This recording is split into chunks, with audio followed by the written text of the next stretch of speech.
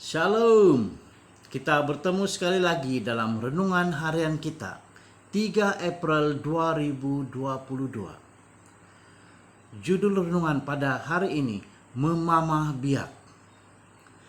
Tetapi yang kesukaannya ialah Taurat Tuhan, dan yang merenungkan Taurat itu siang dan malam. Mazmur 1 ayat yang kedua.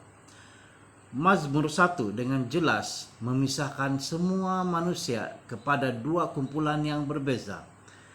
Mereka yang mengkritik orang lain seperti yang digariskan dalam ayat pertama, dan mereka yang menerima berkat yang dijanjikan dengan menemukan kesukaan dalam firman Tuhan seperti yang digambarkan dalam ayat kedua.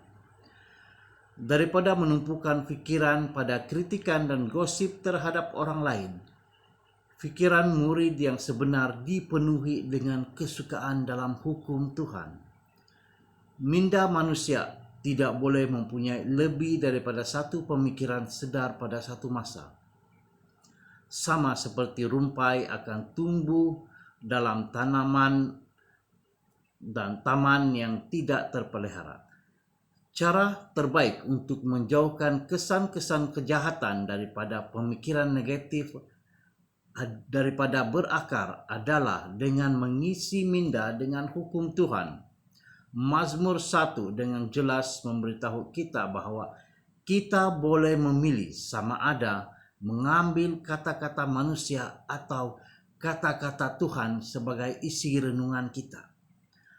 Hukum Tuhan menggalakkan kesehatan rohani, tetapi kata-kata dunia memupuk kematian rohani.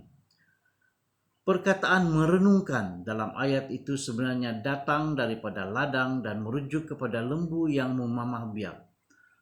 Oleh sebab lembu mempunyai 4 bahagian yang berbeza di dalam perut, binatang ini akan memakan jerami pada waktu pagi dan kemudian menghabiskan baki waktu dalam sehari dengan mengunyah sisa-sisa makanan apabila sisa-sisa makanan bergerak berulang-alik dari perut ke mulut dalam proses pencernaan. Ini ialah ilustrasi yang sangat baik tentang bagaimana hukum Tuhan harus mengisi pikiran kita pada waktu siang. Pada waktu pagi kita mempunyai masa kebaktian, satu hidangan rohani. Pada waktu siang, daripada melupakan apa yang telah kita makan pada waktu pagi, kita harus seperti lembu itu mengunyah makanan itu sepanjang hari.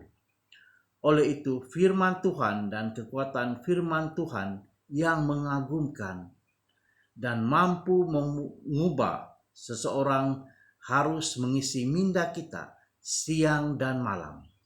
Inilah sebenarnya intipati berkat yang ditunjukkan dalam perkataan pertama dalam buku Mazmur. Mari kita berdoa.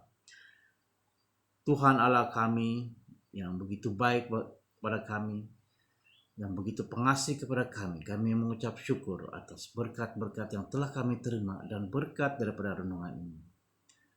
Kami berterima kasih kepada Tuhan atas nasihat-nasihat yang kami dapat daripada renungan pada hari ini. Terima kasih Tuhan, kami ucapkan dalam nama Yesus kami berdoa. Amin. Terima kasih kepada semua yang selama ini mengikuti renungan harian. Moga renungan ini menjadi inspirasi dalam kehidupan kita dan memberikan satu bentuk berkat bagi kita semua. Tuhan memberkati. Amin.